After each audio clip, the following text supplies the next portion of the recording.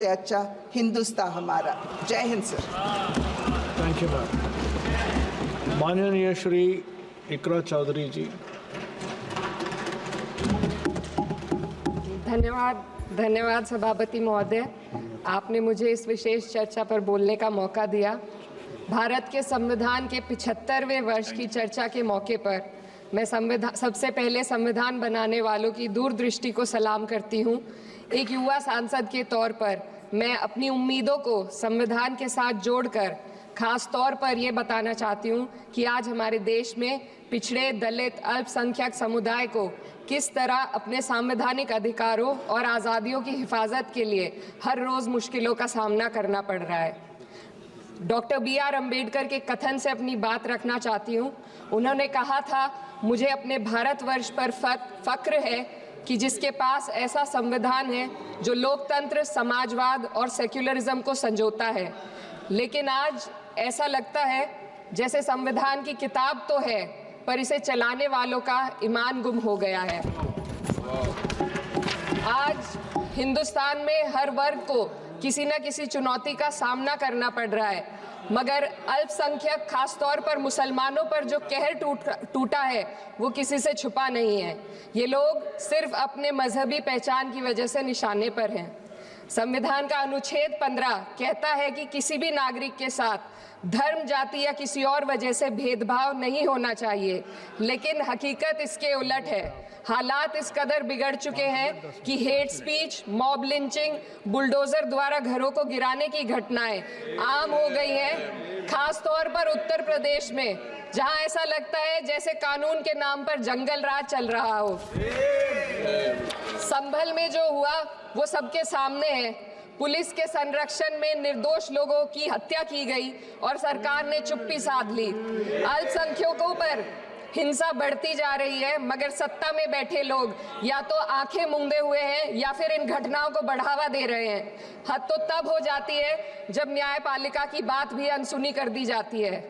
Supreme court ने mob lynching पर 11 सूत्रीय निर्देश जारी किए थे। इसमें साफ कहा गया था कि राज्य सरकारें और पुलिस इस तरह की घटनाओं को रोकने और दोषियों पर सख्त कार्रवाई करने के लिए जिम्मेदार हैं, लेकिन आज भी इन निर्देशों पर अमल नहीं हो रहा है। हाल ये है कि मॉब लिंचिंग को रोकने की बजाय सत्ता में बैठे लोग आग में घी डालने का काम कर रहे हैं। उनकी जुबान से ऐसी बातें निकलती हैं जो नफरत को और बढ़ावा देती है। ये अशांति अब इतनी गहराई तक फैल चुकी है कि हमारे समाज के धर्मनिरपेक्ष चरित्र पर गंभीर सवाल उठ रहे हैं। साल की शुरुआत में ही कई राज्यों में दुकानदारों को अपने नाम बोर्ड पर लगाने के लिए मजबूर किया गया।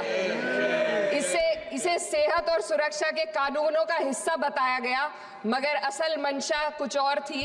ये कदम खास तौर पर मुसलमान दुकानदारों को निशाना बनाकर उठाया गया ताकि उनकी रोजी रोटी पर चोट की जाए।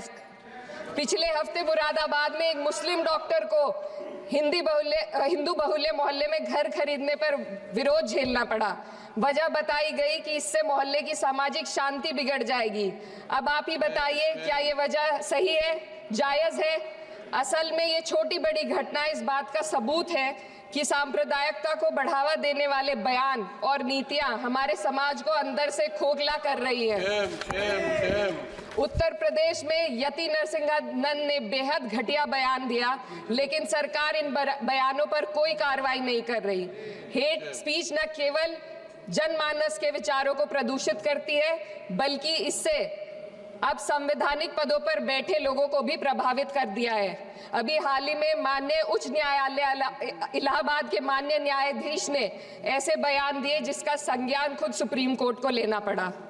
संविधान के अनुच्छेद 29 और 30 ने अल्पसंख्यकों को उनके मजहबी और सांस्कृतिक हक दिए हैं ताकि वो अपनी पहचान को बचा सके और अपने संस्थान चला सके, लेकिन आज उन्हीं हकों पर हर तरफ से चोट की जा रही है।